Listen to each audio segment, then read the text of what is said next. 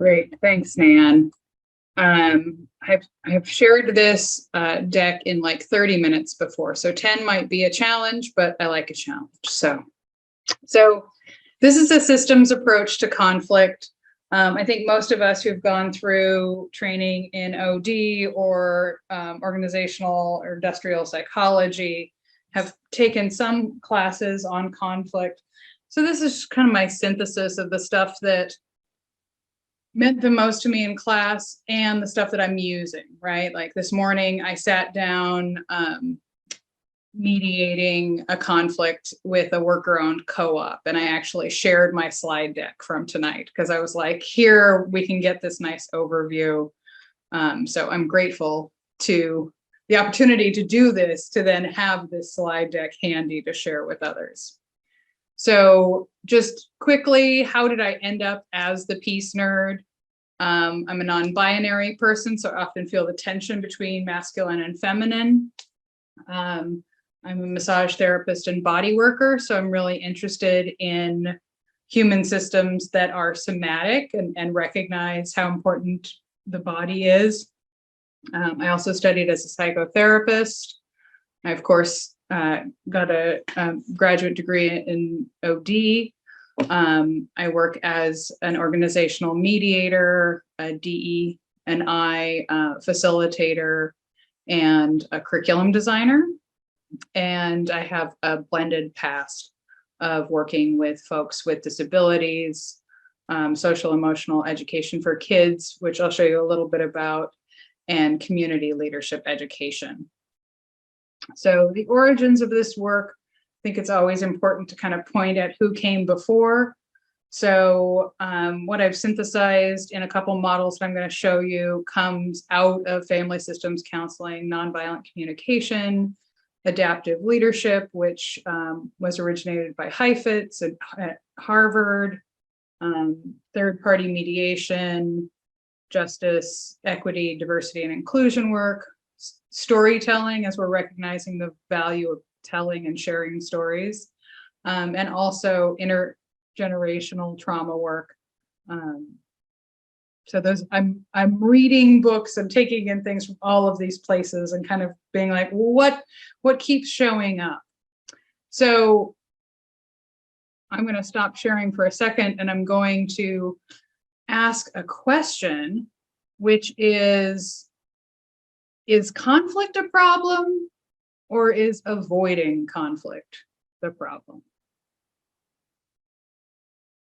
Right? I have a strong sense that it's avoiding conflict that is the problem. And that matches how things tend to go in our culture, in our dominant culture. There's a fear of open conflict. And so what happens in so many organizations I work with is they're just like, well, we just tell everybody to sweep it under the rug. Like, why worry about it? Just keep sweeping. But now we don't understand why we're having to involve lawyers and, you know, deal with very tense, very intense situations. And so my offer has often been, if you wouldn't sweep it under the rug, if you would deal with it when it was small, it would be something where you're not looking at having to figure out how to kick people out of your membership, how to take more extreme measures in your policies and your practices. If you normalize a culture of dealing with things before they get too big. So back to the slide deck. So this is my under the rug model. And so I saw a model when I was going to school that encompassed these 4 aspects of what generates conflict. But as I've done more diversity and inclusion work, I'm seeing that actually one of the biggest features that it shows up under the rug is systems of oppression. So what does this look like? This looks like the male colleague, employee that can't seem to get fired even though he keeps sexually harassing people.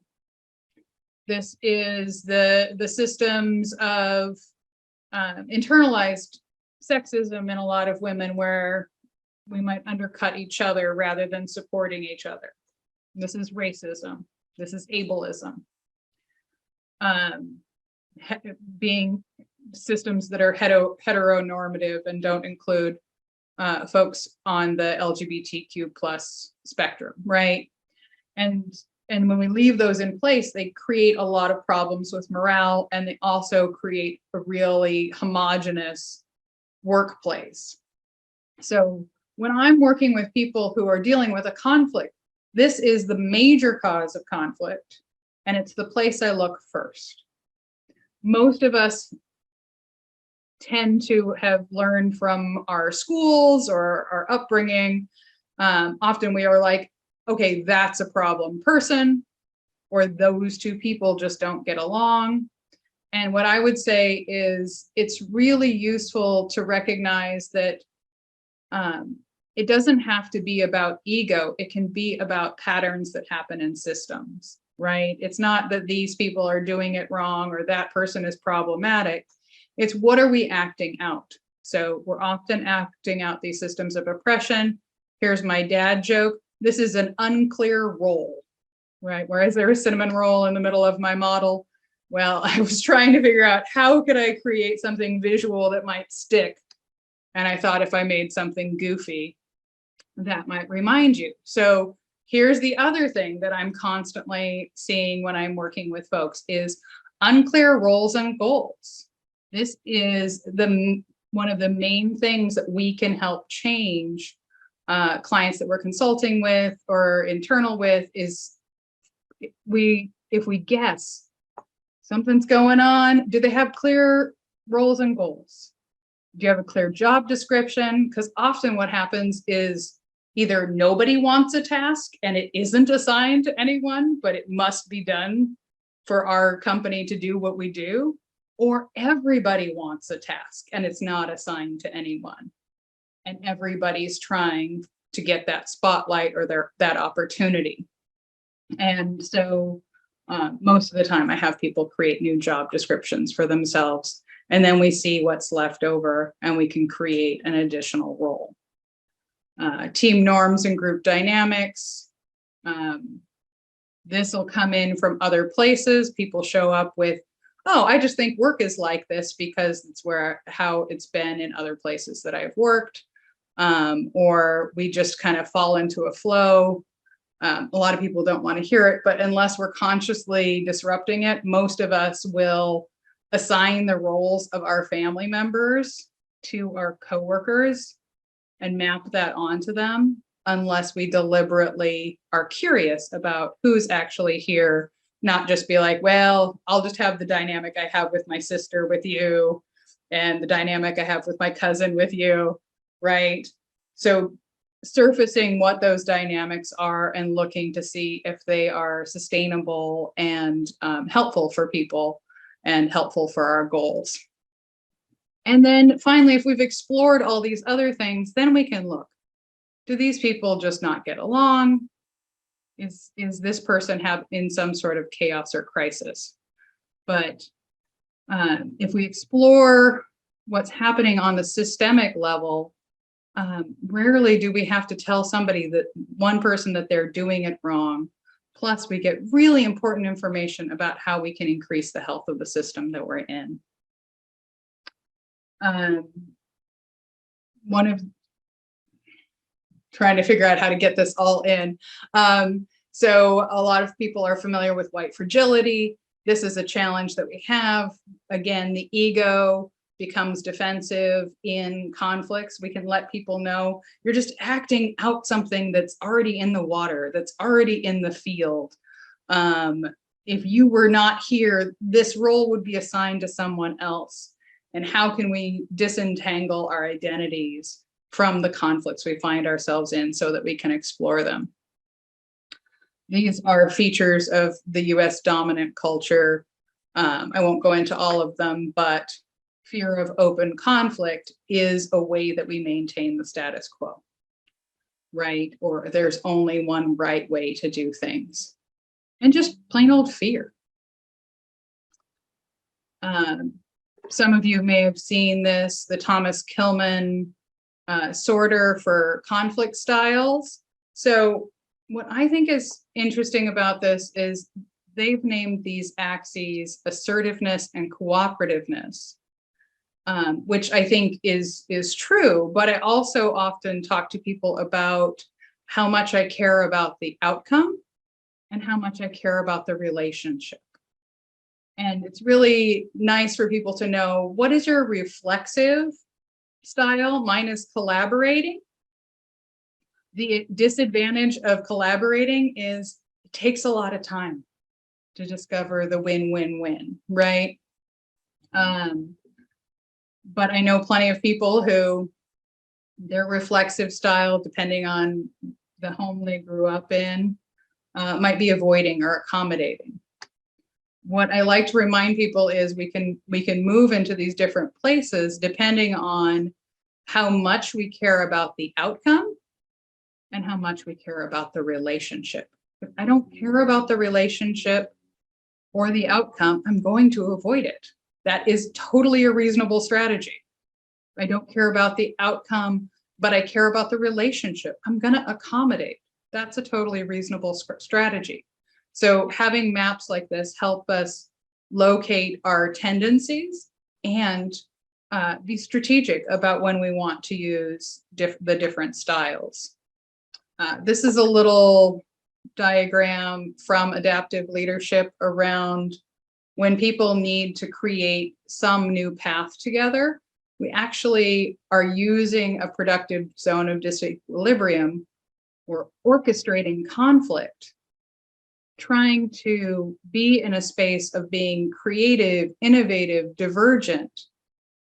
And it's really important when we're using conflict for exploring how we can make spaces more equitable or how we can innovate new product design, that we make it normal to be in this range where it's like we're not comfortable, but we're not flooded and shut down. That would be our limit of tolerance. I think it's important to recognize and honor that based on people's physiology, some folks are going to reach that threshold of tolerance earlier than others, and having ways to check in, because when we're in the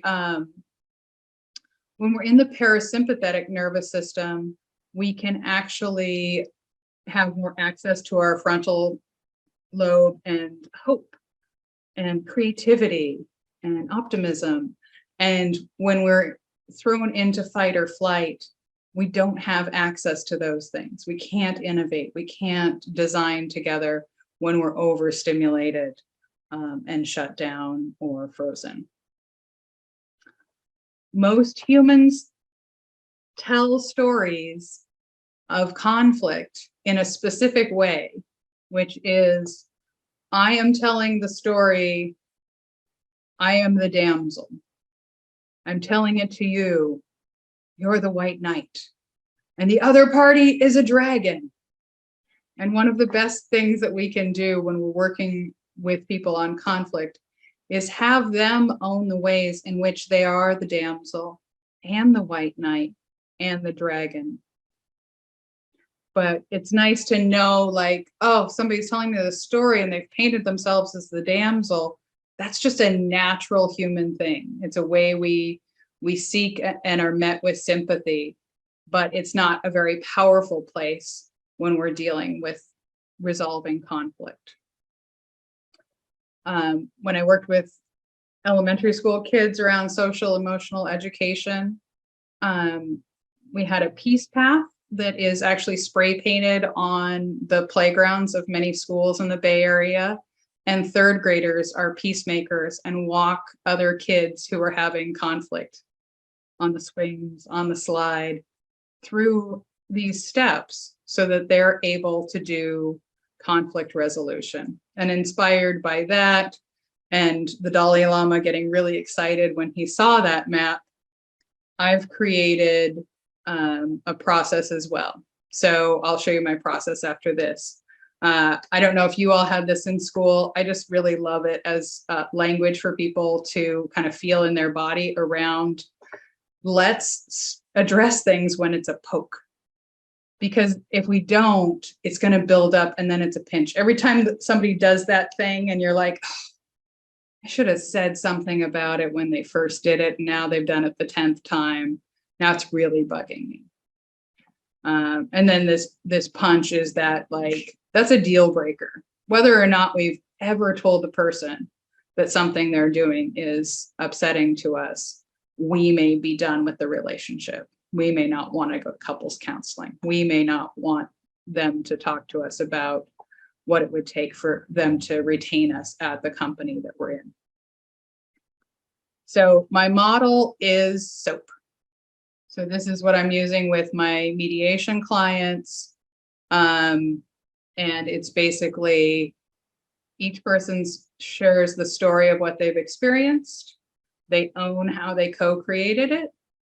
They acknowledge the other person's experience. And then we create a plan. We generate and commit to how we will behave in the future, and any repair that's needed. Because assigning blame is not important unless it's actually something legal. And as someone who's not a lawyer, I don't get involved in that. But this is a nice map that I can give to my clients. They can see it pretty clearly. They can plan for these conversations. And we design something going forward to address any of the gaps, the communication gaps, the assumptions that were going on. Let's check out assumptions. Let's name elephants. Let's talk about what kind of things might be poking us or creating confusion. And then I like to remind people that when you're dealing with conflict, it's pretty intense. So I encourage people to, both myself as the mediator and the participants, to do extra self-care, because especially when we are raised somewhere where we have a fear of open conflict, or maybe conflict meant a lot of danger when we were younger, it's really important to recognize how stimulated our bodies get. And it's also nice to notice that usually we feel a decent amount of relief because we've finally dealt with the thing. We don't have all of this garbage building up under the rug between us and keeping us from connecting.